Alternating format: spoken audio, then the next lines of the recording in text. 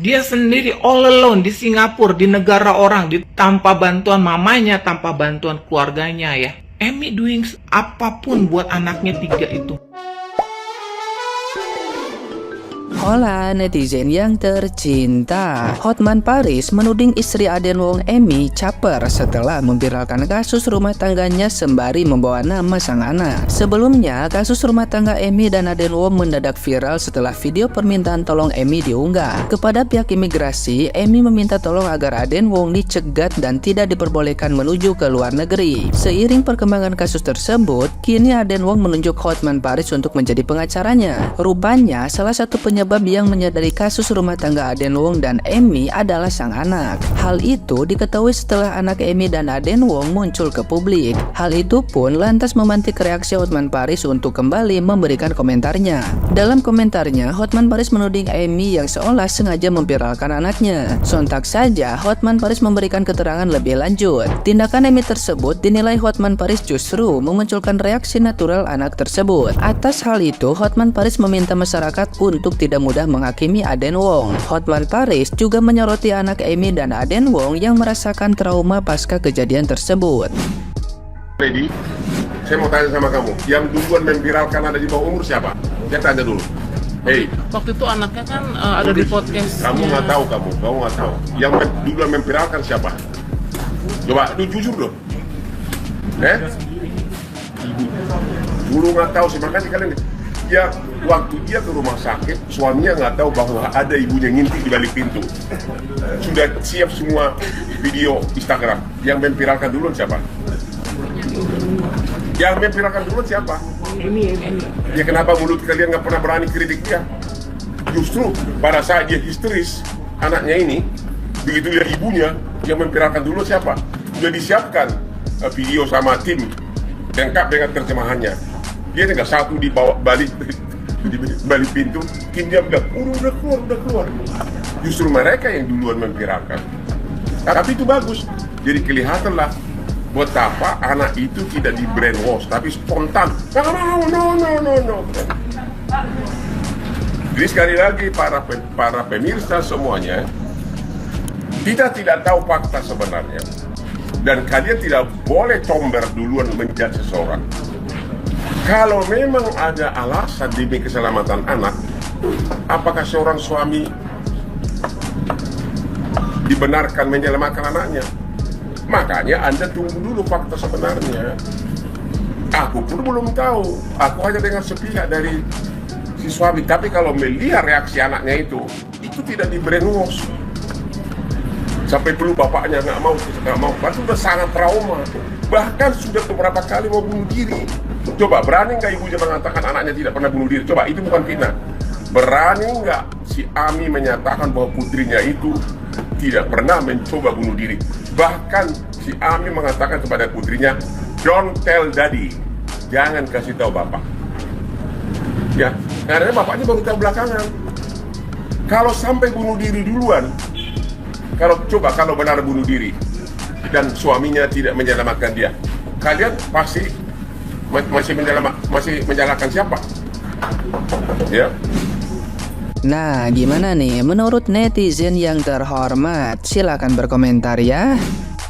Kasusnya Ibu Amy, warga negara Korea yang lagi berjuang untuk mendapatkan kembali anak-anaknya, termasuk bayi yang diambil sepihak oleh suaminya yang saat ini belum menceraikan dia, dan juga ya, orang yang mengaku personal assistant suaminya.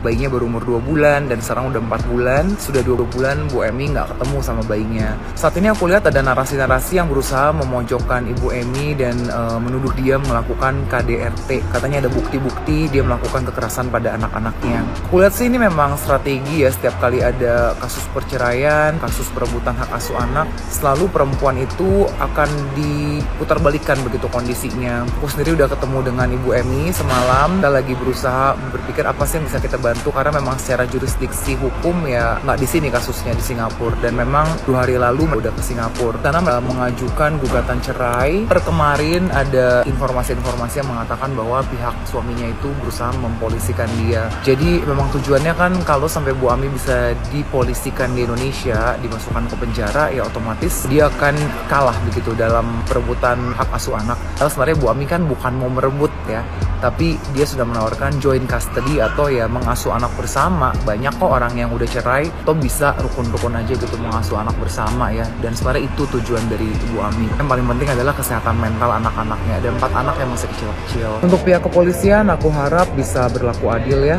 Sebenarnya Ibu Emi kan sudah memasukkan gugatan terkait pemisahan bayi dari ibu, di mana bayi masih usia yang sangat perlu mendapatkan ASI, dan juga ada laporan persinahan. Mohon gugatan bisa segera diteruskan, dijalankan, masuk ke penyidikan oleh pihak kepolisian. Berlakulah adil, jangan hanya memproses gugatan yang dimasukkan suami Ibu Emi.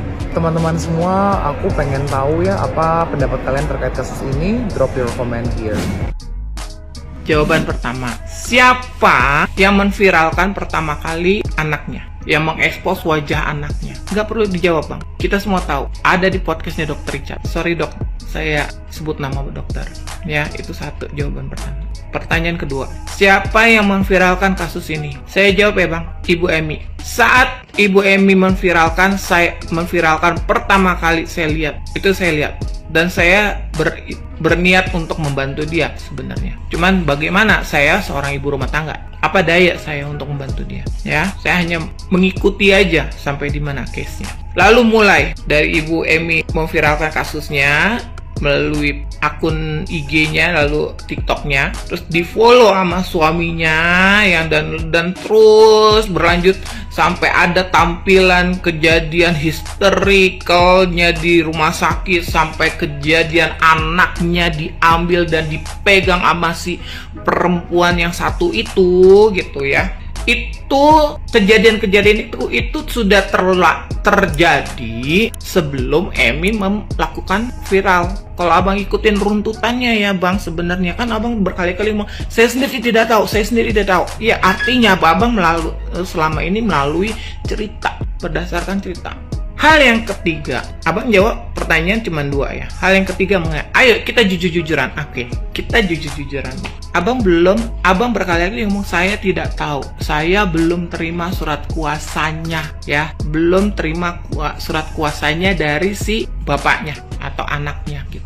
Terus substansinya apa bang? Sampai abang tuh ngomong terus isinya dan isi omongan abang, pernyataan abang, semua isinya memojokkan Ibu Emi dan terkesan membela pihak suaminya, membela anaknya. Kalau kita bicara masalah anak Pak, ya saya bukan ibu yang sempurna, enggak ya. Saya melahirkan, saya merawat dari mulai bangun lahiran bang, tidak sekalipun suami saya bantu saya.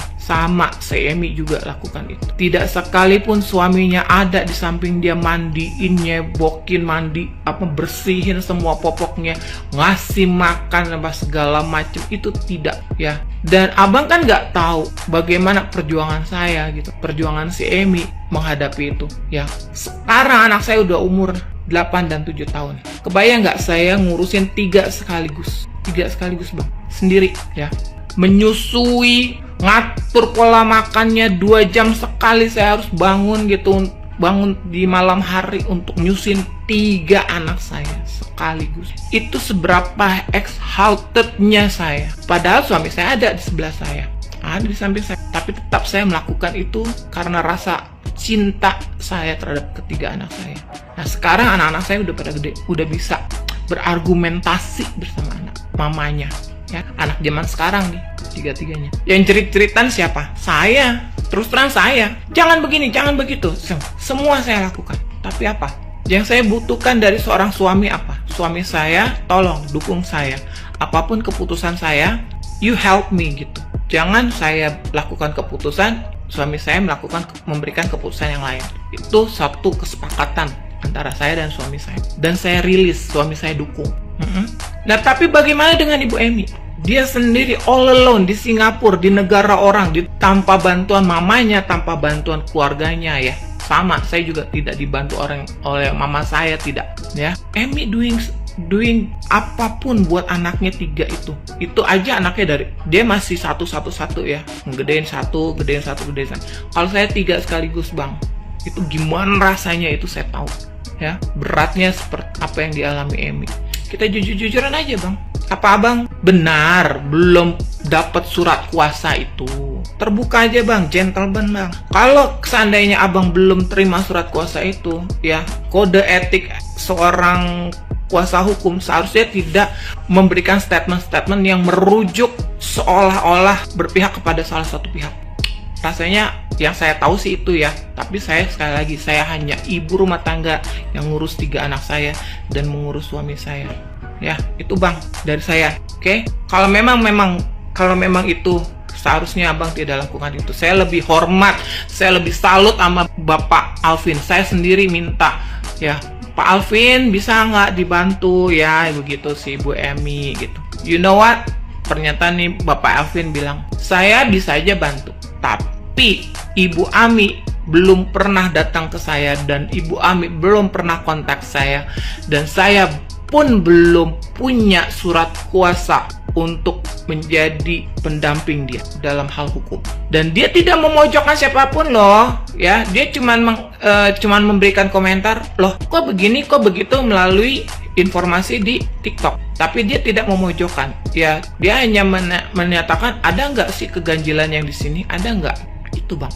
Tapi tidak memberikan pernyataan-pernyataan seperti ada polis asuransi yang akan cair jika anaknya melakukan ini, melakukan itu gitu kan, melakukan suicide, budir gitu kan, dan akhirnya si Emi berniat mau ngambil itu polis asuransi dan mencairkan segalanya. Aduh bang, aduh, itu sih kalau pernyataan abang itu ternyata isinya zong, bang tahu dong bang, ada pasalnya loh bang. Itu abang juga udah paham itulah. Sayang aja Emi nggak tahu.